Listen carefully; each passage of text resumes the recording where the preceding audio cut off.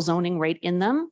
So let's imagine a world where you work in your townhouse and there's a grocery store on your corner where you can buy food and your kids can walk to school. We can have that reality if we build it. I want to thank our advocates that have reached out to us as this plan has moved forward. In many ways, they are subject matter experts themselves, and I really appreciate their feedback. I know there are specific things that are not captured in this plan, and there's questions that have been asked that haven't been answered, but I am committed to following up on those questions.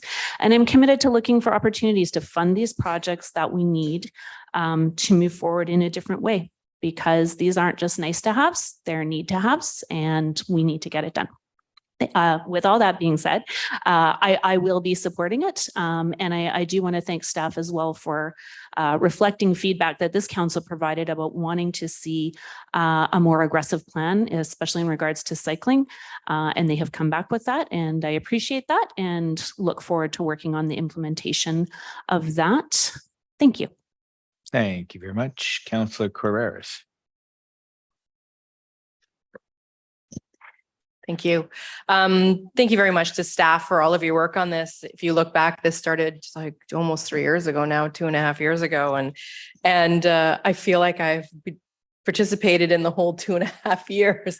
And it's been quite a journey. So whether I was a citizen or a school trustee or now a counselor and on multiple committees, this is one of those plans that went to, I think, just about every committee within our city to have an input with the lens that they had as per their mandate of their committee. And I thought that was, I really appreciated that it wasn't just the Active Transportation Committee that looked at this. It was our other committees that took a look at it.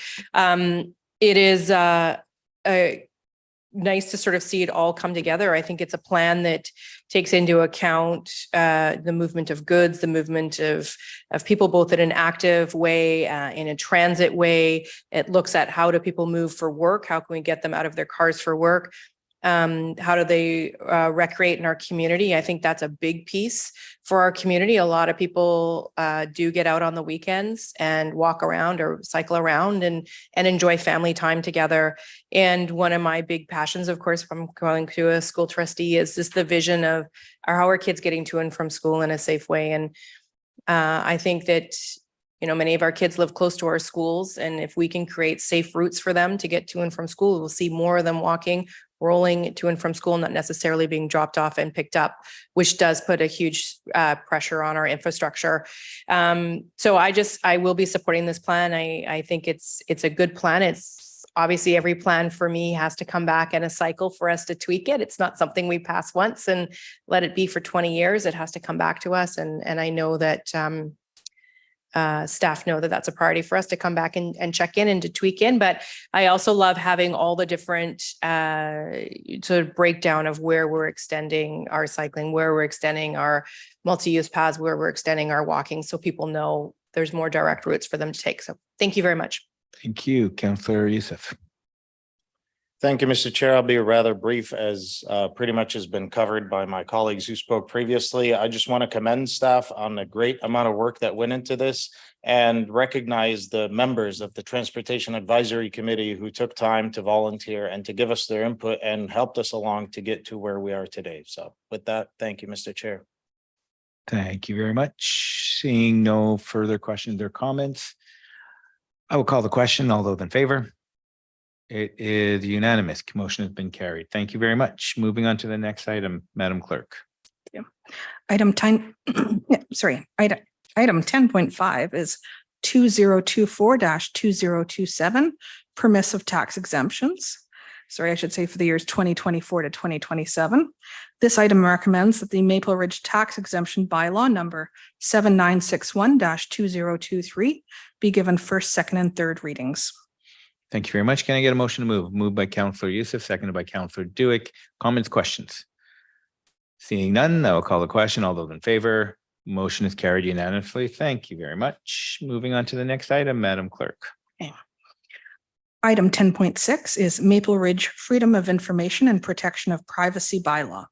This item recommends that the Maple Ridge Freedom of Information and Protection of Privacy Bylaw number 7959-2023 be given first, second, and third readings. Can I get a motion to move this item, please? Moved by Counselor Youssef, seconded by Counselor Schiller. Comments, questions? Seeing none, I will call the question. All those in favor? And it is carried unanimously. Thank you very much. Moving on to the next item, Madam Clerk. Item 10.7 is Policy Governance Framework, policy number 3.09. This item recommends that the new Policy Governance Framework number 3.09 as amended be adopted to replace the current Policy Development and Maintenance Policy number 3.09 in its entirety. Can I get a motion to move this item, please? Moved by Counselor Doze, seconded by Counselor Carreras. Comments, questions? Counselor Carreras. Couldn't let a policy No, you couldn't. go by without talking about. I just want to thank staff for bringing this forward. I think it's important. One of our big roles as governors of the city, and that governance role is around policy and making sure policies are in place and that they're relevant. And I think that for many times, sometimes we put a policy in place and we forget about it, and it's important that it comes back to us. So I just want to highlight that this new policy does trigger that policy will come back to us if it's brand new within 24 months, but even that it'll come back in the following 24 months for us to review any policy that's being tweaked. So definitely support this. And I think it's a great framework for us to move forward as we sort of really dig into what it means to be a governance board of the community. Thank you. Thank you. Any further comments, questions? Seeing none, I will call the question. All those in favor, motion is carried unanimously. Thank you very much. Moving on to the next item, Madam Clerk. Thank you. Moving on to item 11, staff reports. So we have item 11.1. This is an application 2022-014-VP 20425 Hampton Street. This is a request to release a secondary suite covenant. This item is recommending that the corporate officer be authorized to sign and seal the release of no suite covenant number CA 9983916 and priority agreement number CA 9983917. Thank you very much, and good job with all the numbers. I'd be like mumbling all over the place. Thank you. Can I get a motion to move this item? Moved by Counselor Youssef, seconded by Counselor Tan. Comments, questions? Counselor Schiller. Thank you. I just need to ask for some clarification on this. There was a covenant put in place. Now we're recommending that it be removed. Can I just get some information on what's changed? Mr. McMillan.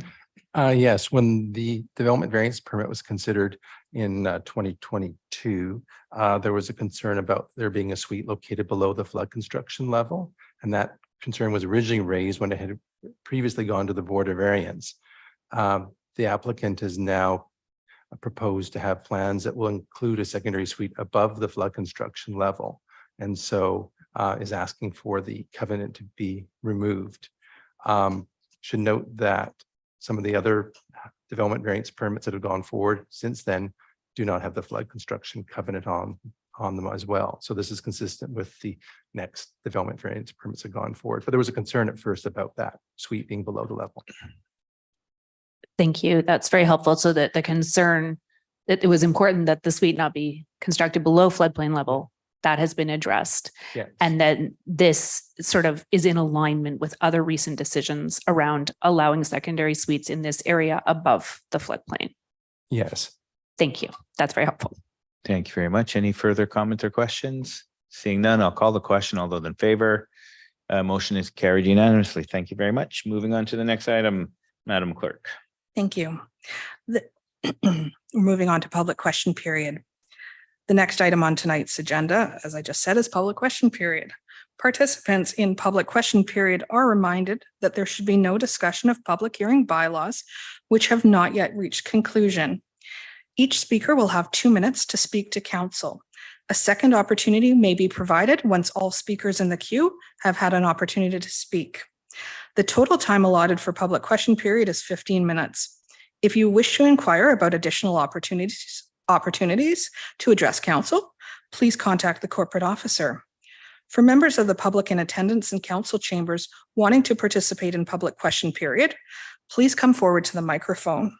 Please state your name and city of residence for the record before beginning and address your comments to the mayor.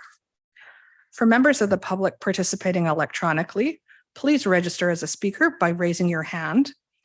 Turn on your camera and clearly state your name and city of residence for the record before you begin and address your comments or questions to the mayor. Thank you very much. So does anyone from the public in chambers or online wish to come up and address council? Sir, come on up.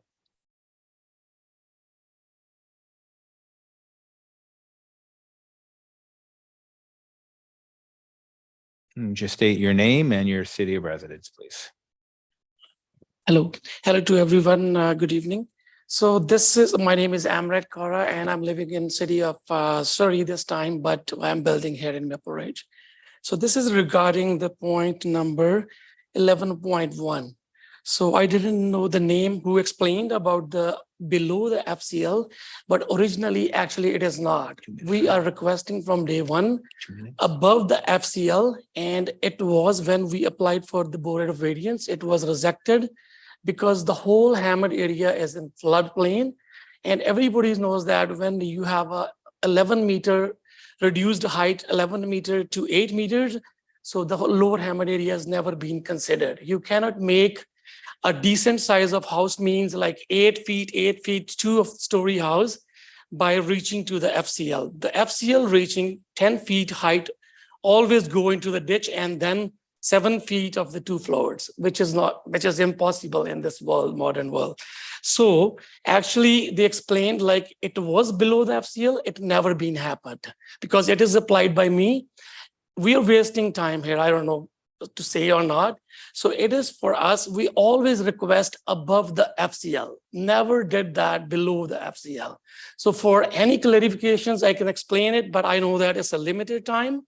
So please look into that matter and solve this situation. We are running after you guys from 3 years, and we have 4 lots, new lots in Hamad area. And every time we are coming for each individual lot to do this kind of meeting, which is like, for me, it's wastes of time. And especially I'm again saying for 11.1, we never requested below the FCL. It's all in the city records. Please look into that. I will look forward to listen from you, Mr. Mayor, and all the councillors and the public, whoever is interested in that. So it's a black and white. So I'm saying black, they're saying white. We should come on the front to see like how it goes. Thank you very much. Thank you very much for your comments. Is there anybody else who wishes to address council? Anybody online? No. We're good. All right. Seeing that there's no other speakers, we'll move to the next item. And is there a next item? The next item, mayor and council reports. Right. Okay, so number 14, mayor and council reports. Okay, so we'll take a speaker list. Councillor Youssef. Thank you, Mr. Chair. I'll try my best to be brief. On September 7th, Keeps met, and I wish I had better news. And of course, now that the weather has changed, the numbers will have changed. However, over the summer, there were recorded 2.5 degrees warmer than average temperatures in the creeks and ponds. Not to mention that the water levels were significantly down as well. Usually we get about 40 millimeters of rain.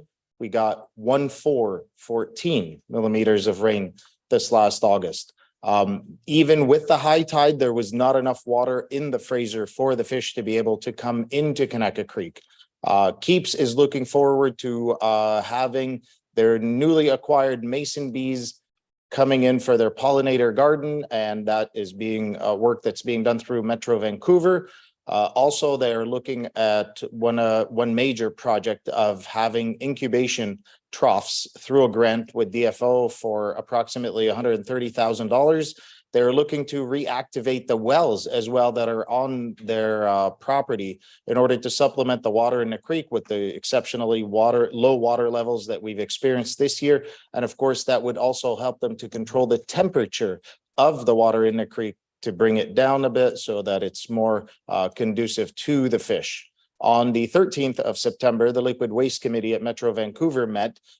3 items of that I wanted to highlight to Mayor, Council, and the residents of Maple Ridge were the interim reclaim water policy, which has actually been working quite well. The water has been meeting all the standards for the uses that it's currently being used for, which is agricultural watering for golf courses and that type of use. It does have a higher content of minerals than other forms of water, of course, but that's because of its nature. And it turns out that it actually does function quite well with agricultural use. The second item was the environmental management and quality control, where wastewater treatments plants throughout the Lower Mainland have met the performance measures, and the numbers are quite striking, Mr. Mayor. There was over 435 billion liters of wastewater that were produced in 2022. Also, out of that significant volume of water was captured 67,000 bulk tons of biosolids. Those biosolids are, of course, used quite extensively for fuels, fertilizers, and other industrial and agricultural uses. So there is a fully circular economy that's building around our liquid waste. Lastly, Mr. Chair, the Unflushables campaign has been successful. However, it needs to continue and carry on and will be coming back in 2024 as wipes are still at the top of the list of cloggers. Even though it may say on the package that they are flushable, they're actually not flushable. They cause all kinds of havoc down the system, everywhere from pumps to pipes, and those cloggers are notorious. And right after the wipes would be medications, ironically enough. With that, Mr. Chair, that is my report. Thank you kindly. Thank you for the 101 on wastewater management. Anything to do with poop, I'm here all day. Isn't that solid waste? Liquid waste. No, but seriously, thank you for that. Every piece of education helps people to understand the challenges that we face in being in the region that we are in. So stop flushing the wipes. Thank you. Councillor Carreras. I don't know how to follow that. Thank you. Okay, got a couple of things because of course it's September and life got really busy real fast. Public Art Steering Committee, we had a meeting a couple of weeks ago. I love all my committees, but this one's really awesome because it deals with public art. Anyhow, we're continuing to work on the first ever public art policy and handbook for the city of Maple Ridge. We're working with a really talented artist who's nationally known and some great input from the committee. It'll come to us eventually. It's getting closer. It's almost there. It's pretty cool. Really excited for it. We also had an update on the artists in residence around the Heaney Bypass mural. And we saw a video in the creation of their process. And if you haven't had a chance, the tunnel that goes underneath the bypass, there's art on both sides. And we're getting really close to being able to be finished with it and have a real honoring of it. But if you get a chance, it's pretty cool. And when we do get to the point where you can see the video, it was a real creation with the input of the community involved.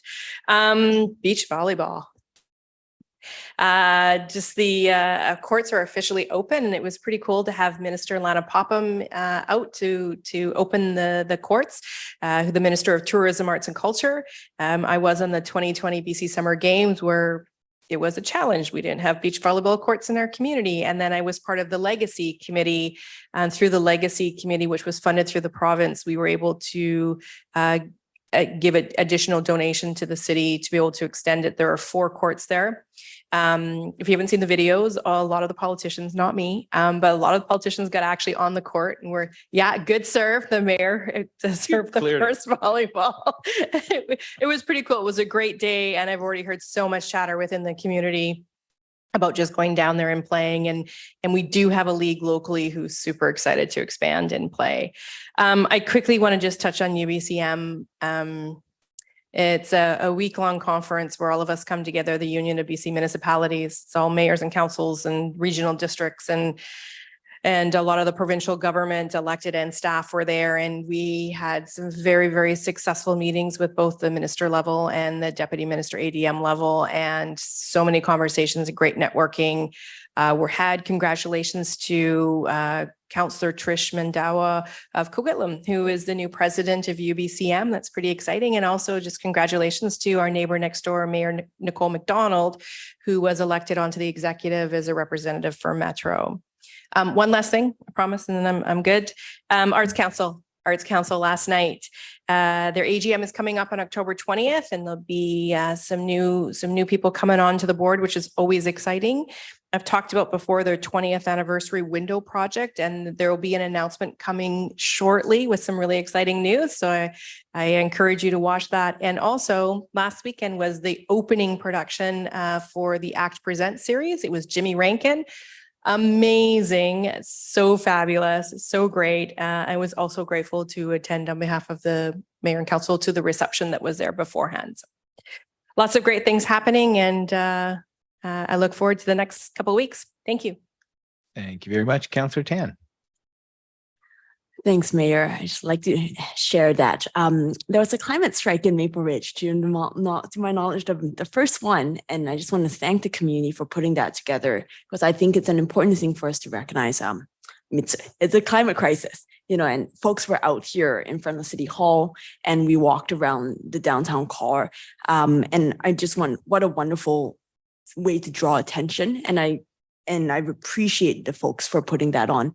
And one thing I heard was that folks weren't sure how climate change applies to local government. I think we hear about fossil fuel treaties, and it sounds quite abstract. And so I'm really happy to see the urban forest management strategy come forward for engagement, so folks can tell us all about the trees they want to see in their city. And just drawing the pieces here where folks say to me, climate change is important, but how does that connect to local government? And I say so many ways. One, we talk about, it hits us all hard in terms of things like heat waves.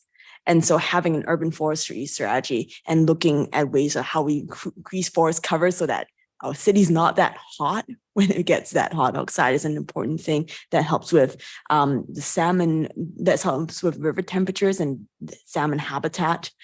So that's one very concrete way. And I also really want to thank staff for the important work for putting that, sort of hearing council's desire for this and putting that forward. I think that's incredibly important. And I want to wrap this up by saying there's so many ways that to connect climate action to local government, like the strategic transportation plan that we just passed, and then land use that comes to council, every council meeting when we talk about land use. So please, thank you for participating, for your to the climate advocates who put that together. And thank you for making the connection between that and just our everyday quality of life, which we are starting to see change with climate change. Thanks, Mayor. Thank you very much. Seeing no other takers on this item, I will throw in my 2 cents. I do want to echo Councillor Carreras' comments on UBCM. This is our first, most of us, our first UBCM, and it was interesting to, not sure what we were expecting, but I want to say that we went in as a council, we were united, we had a great story to tell. We met up with at least 7 ministers, and then we met up with a lot of ministerial staff, and we told them our story. And let me tell you, they were impressed with what we came to the table with. So this is just the first step. We were asking for funds for a lot of projects that we've been announcing lately. So that is the next step, is to figure out how to get the funds so we can move these projects forward. And so I really believe that we made a major impact, and we signaled to the province that Maple Ridge is serious, and we want to be able to move forward with the initiative that we're announcing. Finally, I and myself and Councillor Youssef and Councillor Doze were at the Cricket Gala dinner on Saturday. And it was quite interesting to see. It was a full house, lots of people there. They were at the Albion Community Center. You really got to see a sense of how passionate this community is about cricket. And we look forward to, as they continue to grow their numbers, we look forward to being able to see what the future holds for cricket. The food was great. There were lots of awards. We all got a chance to speak, and it was fun. It was a fun evening sharing that with our community members. So that's all that I'll say on that. So thank you very much, Madam Clerk. Thank you. We're now at item 15, which is notices of motion and matters for future meetings. None? So Okay. moving on to Okay, well then, seeing as how we have no further business, the time is 8:03 and we are adjourned.